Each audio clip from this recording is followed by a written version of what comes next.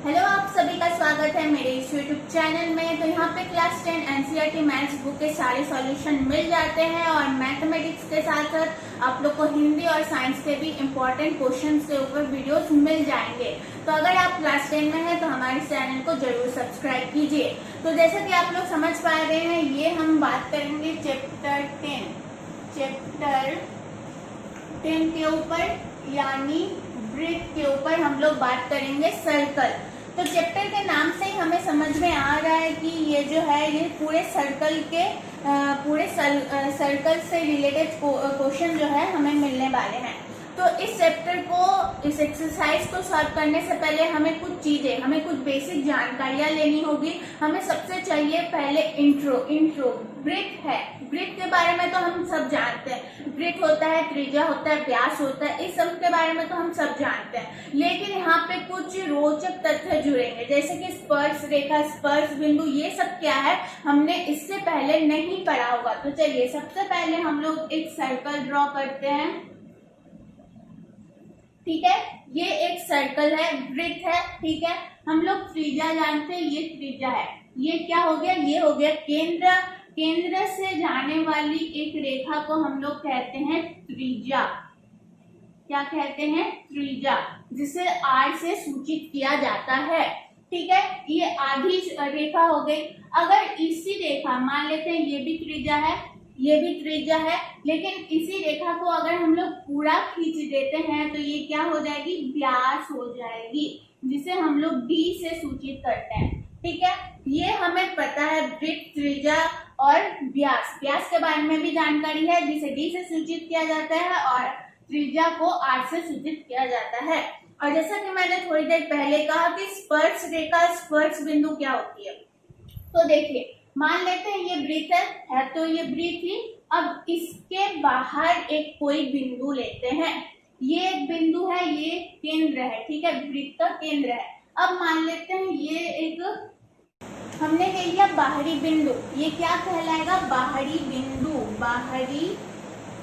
बिंदु। ठीक है, आप लोग नोट कर लीजिए, बाहरी बिंदु। अब इस बाहरी बिंदु से हम लोग रेखा खींचेंगे, वृत्त से छूटी हुई अगर हम लोग एक रेखा खींचते हैं इस बाहरी बिंदु से, मान लेते हैं एक ऐसे बिंदु, एक रेखा खींचते हैं। इस बाहरी बिंदु का नाम देते हैं A और यहाँ पे B। तो ये जो रेखा कहलाएगी, ये क्या कहलाएगी? स्पर्श रेखा। ठीक है, स्पर्श रेखा, जो कि क्या है? AB। स्पर्श रेखा क्या है? AB।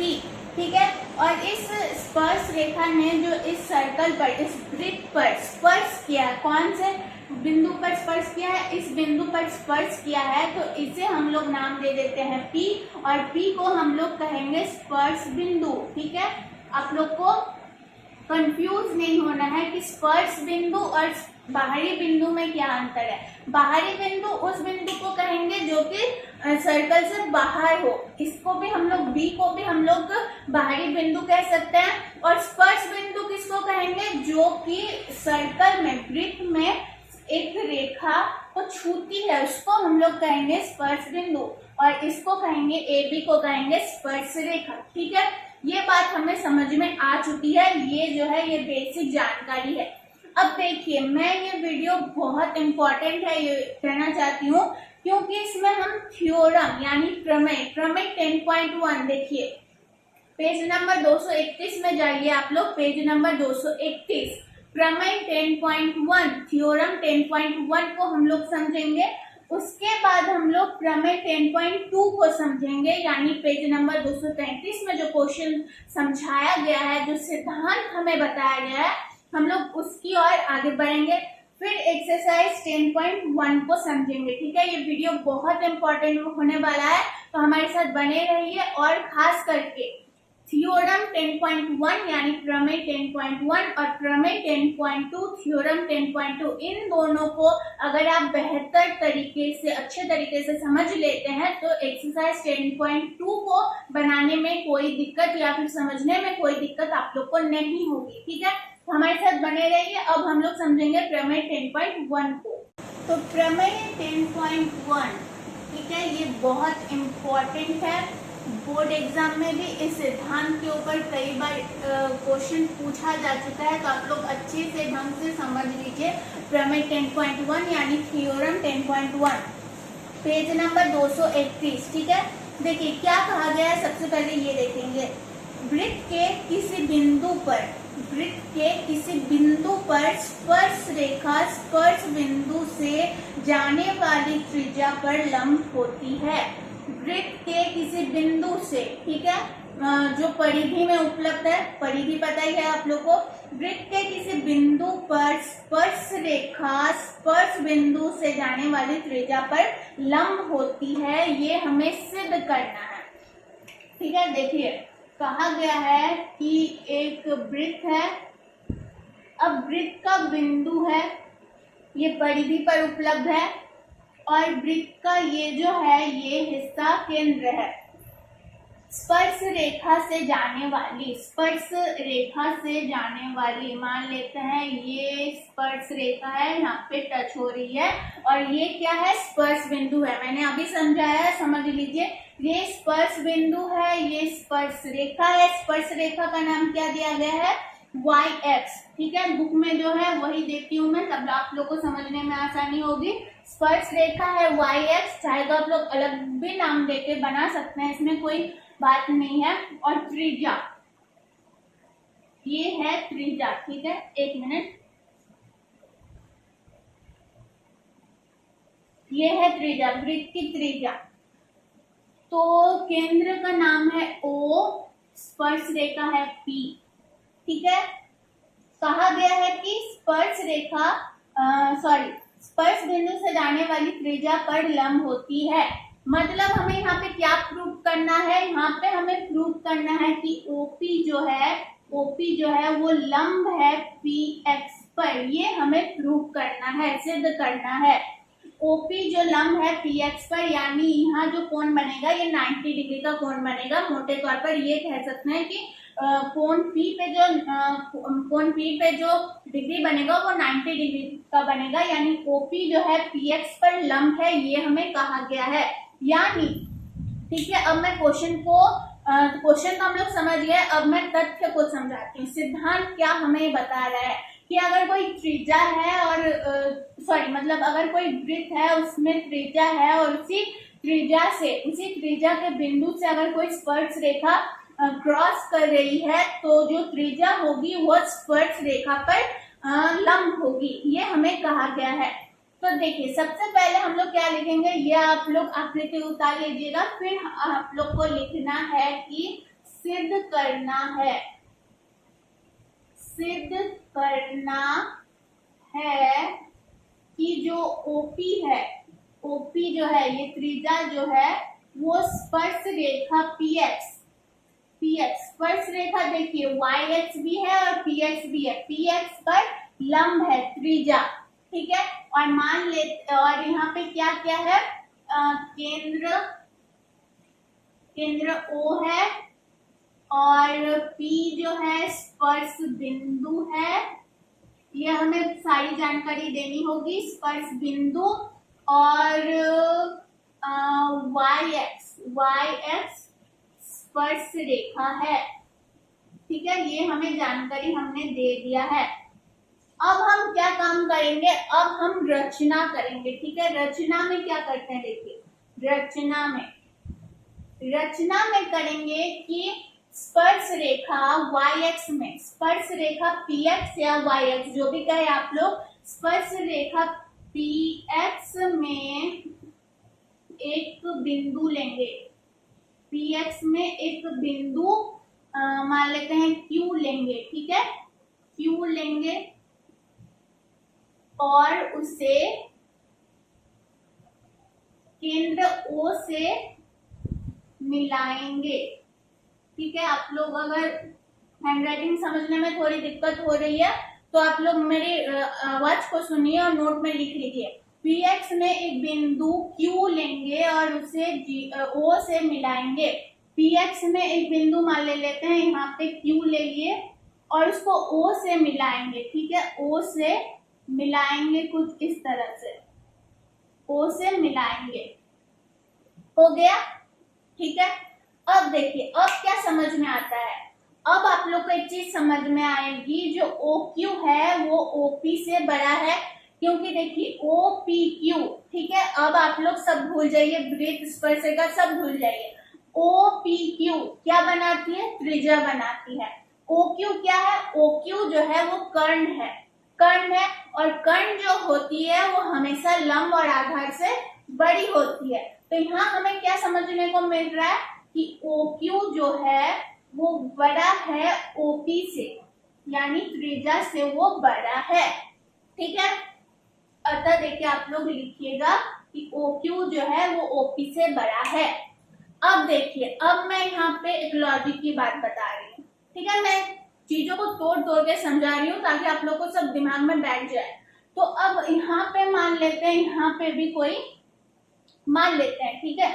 मान लेते हैं यहाँ पे मैं कुछ अलग बिंदु लेती, PX में अलग कोई बिंदु लेती, मान लेते हैं A ले लेती, तो और O को यहाँ मिलवाती, तो OPA, OA जो होता वो भी कर्ण होता, OA भी बड़ा होता OP से, क्योंकि कर्ण जो है वो हमेशा लंब से बड़ा होगा, ठीक है। तो हम अगर स्पर्श रेखा में YX में या फिर PX में कहीं भी कोई भी बिंदु ले ले और उसको केंद्र से मिलाए, तो क्या होगा, वो हमेशा बड़ी होगी OP से, ठीक है। ये बात तो आप लोगों को समझ में आ गया है। तो हम लोग क्या लिखेंगे, हम लोग लिख सकते हैं कि P के अतिरिक्त स्पर्श रेखा पर स्थित किसी भी बिंदु से O की लंबाई OP से अधिक होगी। P के अतिरिक्त यानी P के अतिरिक्त स्पर्श रेखा पर स्थित कोई भी बिंदु से O की लंबाई जो होगी वो अधिक ही होगी, OP की जो लंबाई होगी वो अधिक ही होगी, क्योंकि OP यहाँ पे लंब है और OA यहाँ पे कर्ण है, OQ यहाँ पे कर्ण है, तो कर्ण हमेशा लंब से बड़ी होगी, ठीक है।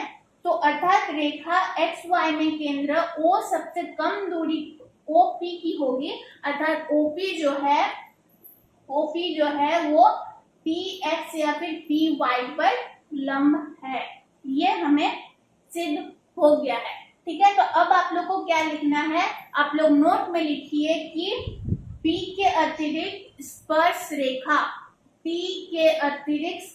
रेखा पर स्थित किसी भी बिंदु से O की लंबाई OP से त्रिज्या से अधिक होगी, OP से त्रिज्या अधिक होगी। P के अतिरिक्त स्पर्श रेखा पर स्थित किसी भी बिंदु से O की लंबाई OP से अधिक होगी, अर्थात रेखा XY में केंद्र 0 से सबसे कम दूरी पर 0P की होगी।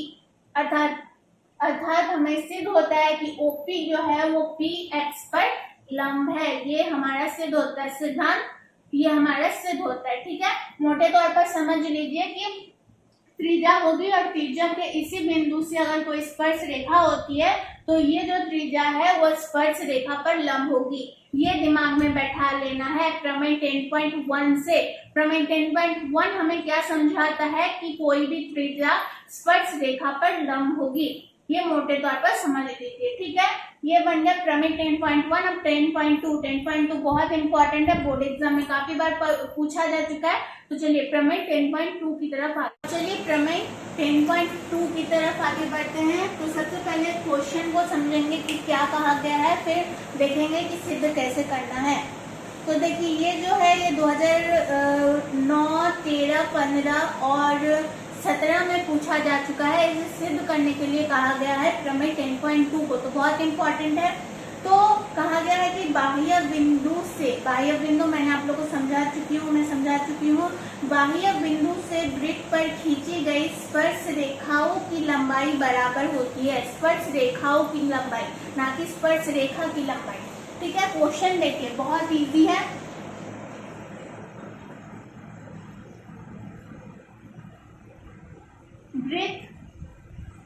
वृत्त से बाह्य बिंदु से स्पर्श रेखा, ठीक है। स्पर्श रेखा हो गया। स्पर्श रेखा का नाम देते हैं A B C। स्पर्श रेखा क्या क्या है हमारे पास, AB और AC, ठीक है, ये बन गया केंद्र। तो हमें क्या प्रूव करने के लिए कहा गया है कि स्पर्श रेखा की लंबाई बराबर होती है, ये हमें प्रूव करने के लिए कहा गया है, ठीक है। अब आप लोग को क्या लिखना है कि सिद्ध करना है, सिद्ध करना है कि AB बराबर है AC के, AB बराबर है AC के। तो सबसे पहले हम लोग यहाँ पे रचना करेंगे। रचना में क्या क्या करेंगे, A को केंद्र से मिलाएंगे, ठीक है, इसको नाम देते हैं, नाम नहीं देने से भी चलेगा। रचना करते हैं, A को हम लोग केंद्र से मिलाएंगे, ठीक, केंद्र से मिला दिए। अब केंद्र को यहाँ पे लिखते हैं हम लोग, A को केंद्र से मिलाएंगे, हो गया। केंद्र का नाम देते हैं, O नाम देते हैं, ठीक है। A को केंद्र से मिलाएंगे। अब O को हम लोग यहाँ पे स्पर्श बिंदु है, स्पर्श बिंदु का नाम देते हैं P और Q। O को हम लोग P से मिलाएंगे और O को हम लोग Q से मिलाएंगे, ये हो गया रचना। तो क्या किया हमने, केंद्र को P तथा Q जो कि है स्पर्श बिंदु से मिलाया, ठीक है, ये हमें रचना करना है। इन दोनों चीजों का हमें रचना करना है, हमने कर दिया। अब हमारे पास दो समकोण की प्राप्ति होती है, दो समकोण POA और QOA। POA, तो अब हम लोग देखेंगे समकोण POA, ठीक है, यहाँ पे समकोण का सिंबल देते हैं, समकोण POA और समकोण QOA में, ठीक है, हो गया। इन दोनों में हम लोग देखेंगे कि क्या क्या हमारे पास समांतर है। तो देखिए OP और OQ समान होगा, क्यों, क्योंकि ये जो दोनों है, ये दोनों OP और OP बराबर होगा OQ के, क्योंकि एक ही वृत्त की त्रिज्या है, हमें यहाँ पे देना होगा कारण, एक ही वृत्त की त्रिज्या R है, ठीक है, आप लोग लिख लीजिएगा, R है, त्रिज्या है एक ही बार। तो OP जो है वो OQ के बराबर होगा। और क्या बराबर होगा, और क्या क्या उभयनिष्ठ हो सकता है, यहाँ पे देखिए, यहाँ पे उभयनिष्ठ हो सकता है। देखिए दोनों समकोण पर OPA और OQA पे OA जो है वो दोनों बराबर है, दोनों ही समकोण में OA है, दोनों ही समकोण में OA है, ये इसका आधार है तो ये भी इसका आधार है, तो OA लिख सकते हैं, OA बराबर OA। इसका कारण क्या लिख सकते हैं, इसका कारण लिख सकते हैं कि उभयनिष्ठ है।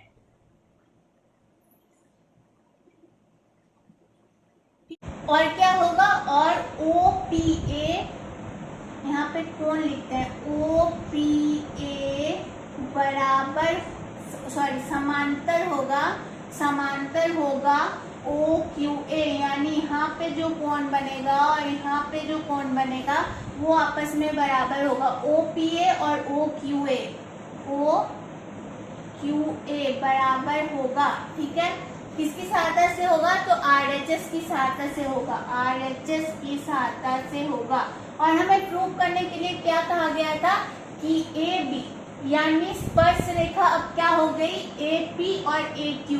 तो हम लोग यहाँ पे लिख देंगे AP और AQ। सिद्ध करना है हमें AP बराबर है AQ के, ठीक है, स्पर्श रेखा आपस में बराबर है। तो देखिए हमारे पास क्या क्या समांतर आ गई, OP बराबर OQ क्योंकि एक ही वृत्त की त्रिज्या है, OA बराबर OA क्योंकि उभयनिष्ठ है, दोनों समकोण में ही OA है तो उभयनिष्ठ है, बराबर होता है। और यहाँ पे कोण OPA समांतर होगा कोण OQA RHS की सहायता से। तो हमें यहाँ पे प्रूव मिल जाता है कि जो AP है, AP है वो बराबर होगा AQ के। तो कौन से माध्यम से? CP/CT से। CP/CT से प्रूव हो जाता है कि AP बराबर है AQ के। ठीक है, ये हो जाता है प्रमेय 10.1 10.2। तो बहुत इजी था, समझने में कोई दिक्कत नहीं हुई होगी आप लोग को। अगर फिर भी प्रॉब्लम होता है तो कमेंट बॉक्स में कमेंट कीजिएगा। और भी वीडियोस है इस क्वेश्चन के ऊपर, मैं प्रोवाइड करवा दूंगी उसका लिंक। अगर आप लोग को दिक्कत होता है तो कमेंट बॉक्स में कमेंट करना। और अगर आप लोग को वीडियो से हेल्प मिल रही है तो इस वीडियो को लाइक करना ना भूले। अब चलिए एक्सरसाइज की तरफ आगे बढ़ते हैं। एक्सरसाइज 10.1 को सबसे पहले देख लेंगे। हालांकि कुछ खास तो है नहीं, लेकिन समझना जरूरी है। तो एक्सरसाइज 10.1 प्रश्न नंबर 10.1 में क्या कहा गया है? क्वेश्चन नंबर 1 को पढ़ते हैं सबसे पहले। एक वृत्त की कितनी स्पर्श रेखाएं हो सकती है?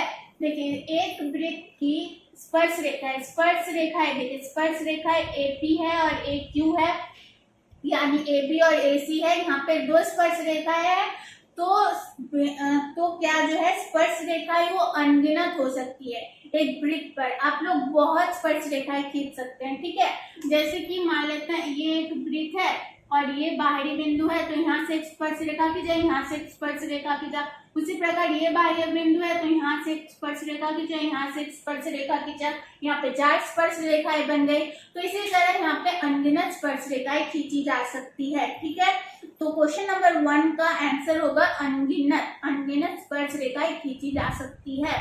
ठीक है, अब चलिए क्वेश्चन नंबर 2 में कहा गया है कि रिक्त स्थानों की पूर्ति कीजिए।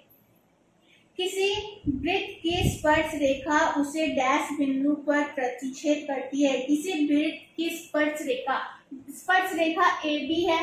ठीक है, AB जो है वो इस सर्कल में, इस वृत्त में कितना बार इसको स्पर्श कर सकते हैं, कितना बार उस बिंदु पर प्रतिच्छेद कर सकती है? तो एक बार ही प्रतिच्छेद करती है। ठीक है, हमें तो यहाँ पे समझ में आ ही रहा है कि अगर AB सर्कल से वृत्त से क्रॉस होता है तो वो कितनी बार प्रतिच्छेद कर सकती है? तो एक बार प्रतिच्छेद कर सकती है। वृत्त को दो बिंदुओं पर प्रतिच्छेद करने वाली रेखा को क्षैतिज रेखा कहते हैं। क्वेश्चन नंबर 2 का सेक्शन नंबर 2 का आंसर होता है क्षैतिज रेखा। एक वृत्त की डैश समांतर स्पर्श रेखाएं हो सकती है। तो एक वृत्त की 2 समांतर रेखाएं हो सकती है, हमने प्रमेय 10.2 से सिद्ध कर लिया। वृत्त तथा उसकी स्पर्श रेखाओं के उभयनिष्ठ बिंदु को क्या कहते हैं? उभयनिष्ठ बिंदु को हम लोग स्पर्श बिंदु कहते हैं। मैं समझा चुकी हूँ पहले ही। तो क्वेश्चन नंबर 1 और क्वेश्चन नंबर 2 तो सॉल्व हो जाता है आसानी से। अब क्वेश्चन नंबर 3 और क्वेश्चन नंबर 5 को हम लोग समझेंगे। ठीक है, अब चलिए एक्सरसाइज 10.1 का क्वेश्चन नंबर क्या देखेंगे? क्वेश्चन नंबर 3 को। तो क्वेश्चन को सबसे पहले समझेंगे। एक क्विक रीड मारते हैं।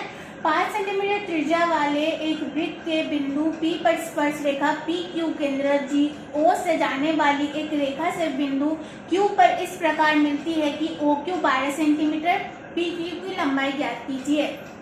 तो वृत्त की त्रिज्या है, ठीक है, ये है केंद्र O, यहाँ पे त्रिज्या है, वृत्त है, यहाँ पे केंद्र है, ये है त्रिज्या, और त्रिज्या का मान कितना है? 5 सेंटीमीटर।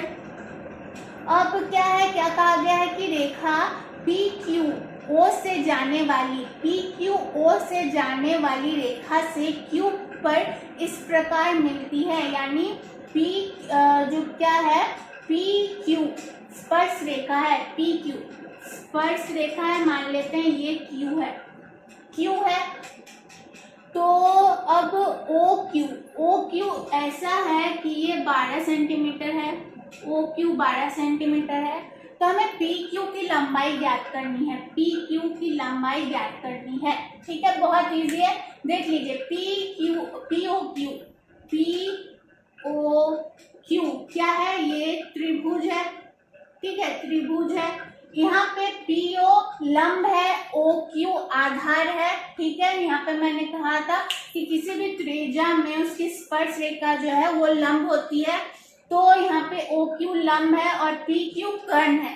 तो हमें PQ निकालने के लिए कहा गया है, तो आप लोग चले जाइए पाइथागोरस के सूत्र में। कर्ण बराबर क्या होता है, कर्ण बराबर यानी PQ बराबर होता है रूट अंडर लंब स्क्वायर PO का स्क्वायर PO का स्क्वायर प्लस आधार का स्क्वायर OQ का स्क्वायर, ठीक है। तो PO का स्क्वायर यानी 5 का स्क्वायर और OQ का स्क्वायर यानी 12 का स्क्वायर, ठीक है।